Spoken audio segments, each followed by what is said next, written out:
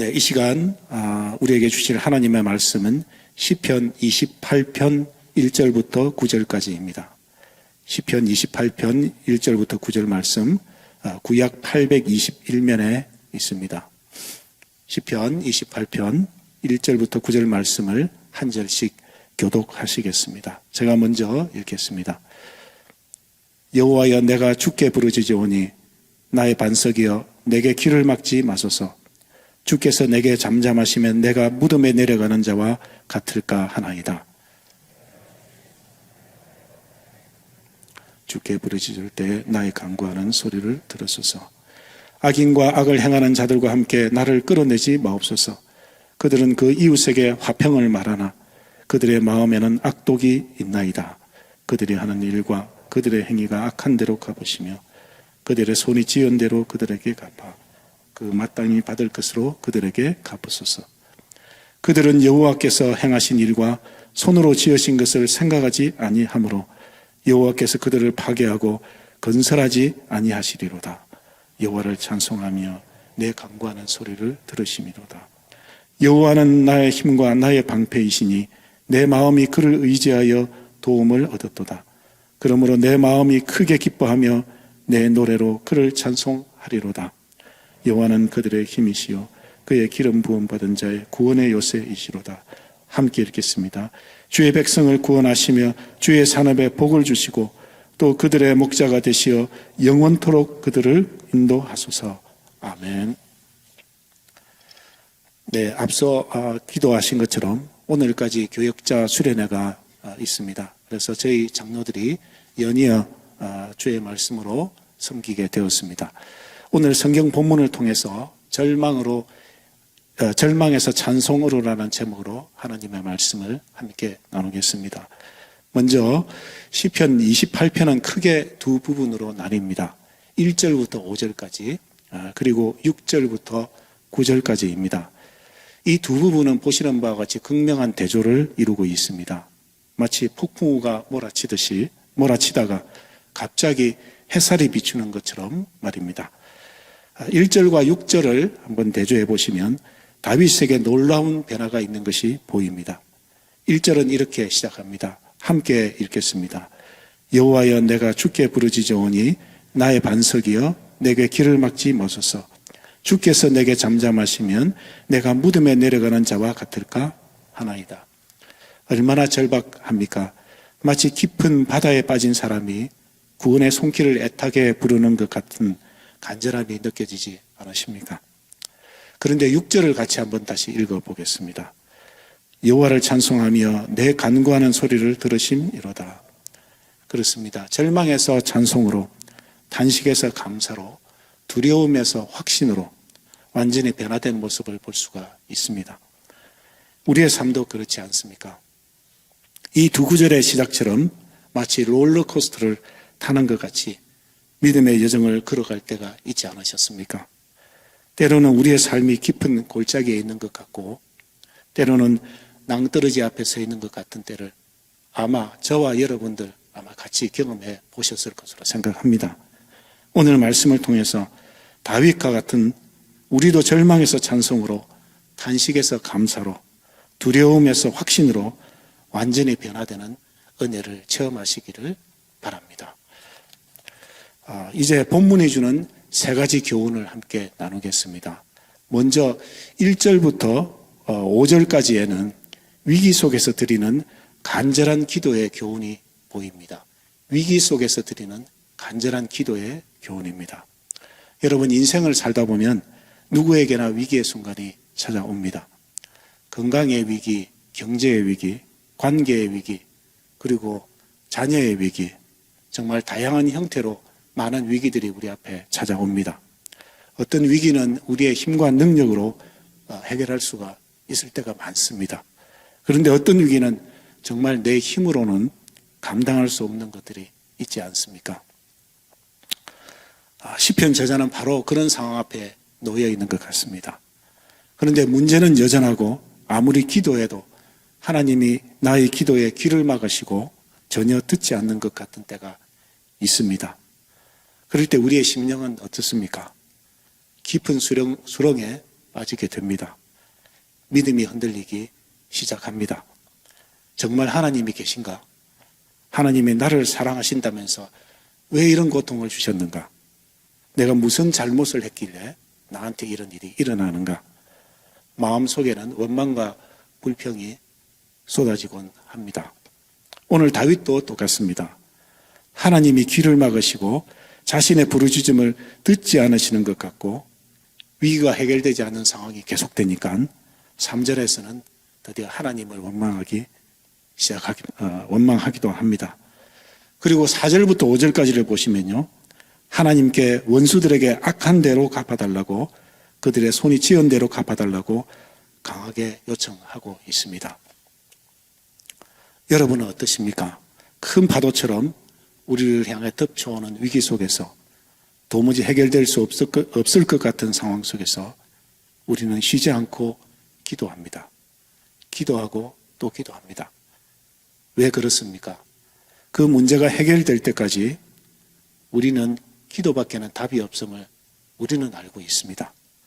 내 힘으로 안 된다는 걸 인정하고 하나님께 의지하는 것이야말로 가장 큰 믿음의 행위인 줄 믿습니다. 두 번째 본문이 주는 교훈은 포기하지 않는 기도의 능력입니다. 포기하지 않는 기도의 능력. 여기서 우리가 반드시 기억해야 할 중요한 진리가 있습니다. 그것은 하나님이 귀를 막으시고 듣지 않는 것 같을 때일지라도 우리는 기도를 멈추지 않아야 한다는 것입니다.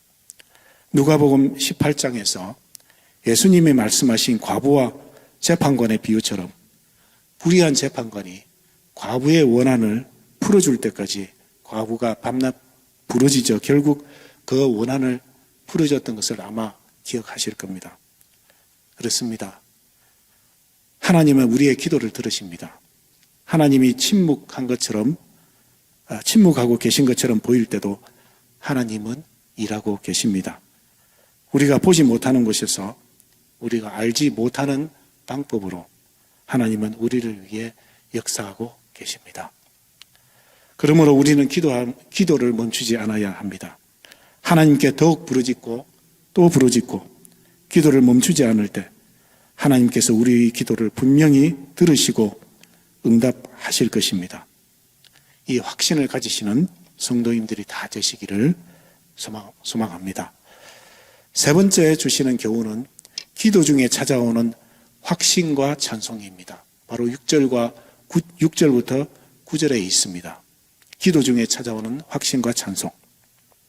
이제 1절부터 5절까지의 절박한 부르짖음에 마무리되고 갑자기 다윗의 고백이 완전히 바뀌게 됩니다. 6절을 한번 보시겠습니다. 제가 읽어드리겠습니다. 여호와를 찬송하며 내 간구하는 소리를 들으심이로다. 여러분, 이게 얼마나 극적인 변화입니까? 조금 전까지 귀를 막지 마소서라고 절규하던 사람이 이제는 내 간구하는 소리를 들으심이로다라고 찬송하고 있습니다. 다윗의 위기가 갑자기 해결되어서 이렇게 하나님을 찬송하게 된 것일까요? 원수들이 갑자기 사라져버린 것일까요? 그가 처한 어려운 상황이 순식간에 좋아져 버린 것일까요? 아닙니다. 위기는 여전히 해결되지 않고 있습니다. 문제는 그대로고 상황은 변하지 않았습니다. 그런데 뭐가 바뀐 것일까요? 그것은 바로 그의 시선이, 그의 중심, 그의 믿음이 변화된 것입니다.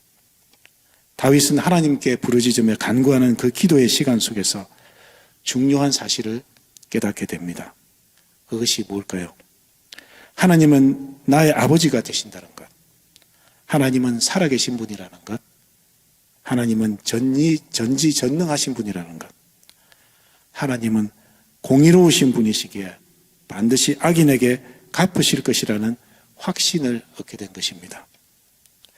4절부터 5절을 다시 한 번 더 보시겠습니다. 제가 다시 읽어드리겠습니다. 그들이 하는 일과 그들의 행위가 악한 대로 갚으시며 그들의 손이 지은 대로 그들에게 갚아 그 마땅히 받을 것으로 그들에게 갚으소서. 그들은 여호와께서 행하신 일과 손으로 지으신 것을 생각하지 아니하므로 여호와께서 그들을 파괴하고 건설하지 아니하시리로다. 아직 하나님이 그들의 악한 대로 갚으신 것이 아닙니다. 여호와께서 그들을 이미 파괴하신 것도 아닙니다. 현실은 변하지 않았습니다. 다 그대로입니다. 그런데 지금 다윗은 무엇을 보고 있습니까? 하나님이 반드시 이루실 일을 믿음의 눈으로 본 것입니다. 하나님께서 결국 갚으시고 위기를 해결해 주실 것이라는 확신이 기도를 통해 더욱 강해졌기 때문에 아직 상황은 변하지 않았지만 절망이 하나님을 향한 찬송으로 그 심령이 변화될 수 있었던 것입니다. 7절을 한번 보십시오. 7절은 우리 같이 읽도록 하겠습니다. 여호와는 나의 힘과 나의 방패이시니 내 마음이 그를 의지하여 도움을 얻었도다. 그러므로 내 마음이 크게 기뻐하며 내 노래로 그를 찬송하리로다. 아멘. 여기에 도움을 얻었도다라는 표현이 있습니다. 아직 완전히 해결된 것이 아닙니다. 그런데도 하나님께서 반드시 도우실 것이라는 그 확신 속에서 이미 도움을 받은 것처럼 고백하고 있는 것입니다. 여러분, 이것이 바로 믿음입니다. 히브리서 11장 1절은 말씀하고 있습니다. 믿음은 바라는 것들의 실상이요 보지 못하는 것들의 증거니, 보이지 않는 것을 보는 것, 이루지 않은 것을 이미 이루어진 것처럼 믿는 것, 이게 바로 히브리서 11장 1절이 말하는 믿음인 것입니다. 이제 결론으로 말씀드리겠습니다. 사랑하는 성도님 여러분, 지금 어떤 위기와 어려움 가운데 놓여 있습니까? 혹시 건강의 문제로 고통받고 계십니까? 경제적인 어려움으로 막막한 상황에 있으십니까? 자녀 문제로 마음 아파하고 힘드셨습니까? 누구나 다 자녀 문제는 어려움들이 있으신 줄 압니다. 아무리 말해도 듣지 않고 기도해도 변하지 않는 자녀를 보면서 혹시 절망감을 느껴보신 적은 없으십니까? 사랑하는 성도 여러분, 내 힘으로는 정말 해결할 수 없는 것 같은, 그리고 오랜 시간이 지나도록 나아지지 않는 어려움과 질병과 고통 속에서도 다시 한번 오늘 말씀을 붙잡고 하나님께 더욱 간절히 부르짖어 기도하는 올 한 해가 되시기를 소망합니다. 간절한 부르짖음과 기도와 간구로 하나님께 나아갈 때 하나님은 우리의 기도를 들으시고 우리의 모든 위기 속에서 우리를 구원하시고 우리의 입술에서 하나님을 향한 찬양과 감사가 넘치게 하실 줄 믿습니다. 2026년 새해 하나님을 향한 기도와 찬송이 멈추지 않는 우리 새로운함의 모든 성도님들, 또 저 자신이 되기를 다시 한 번 더 다짐해 봅니다. 이 시간 함께 기도하시겠습니다. 사랑과 은혜가 풍성하신 하나님 아버지, 오늘도 말씀으로 우리의 심령을 새롭게 하여 주심을 감사합니다. 여전히 삶의 여러 문제와 아직 해결되지 않은 일들이 우리 앞에 있지만 그럴 때마다 낙심하지 않고 더욱 하나님께 나아가 기도하며 주님만 붙들게 하여 주시옵소서. 포기하지 않는 기도의 자리를 통해 절망에서 찬송으로, 탄식에서 감사로, 두려움에서 확신으로 변화되는 놀라운 은혜의 역사가 우리 앞에 펼쳐지게 하여 주시옵소서. 오늘 하루를 살아가야 하는 우리 새로남의 모든 가족의 삶을 주님 손에 올려드립니다. 가정마다 위로와 회복을 더하여 주시고 하루를 살아낼 힘과 지혜와 풍성한 은혜를 허락하여 주시옵소서. 이 모든 말씀을 우리의 기도에 응답하시는 우리 주 예수 그리스도 이름으로 기도드립니다. 아멘.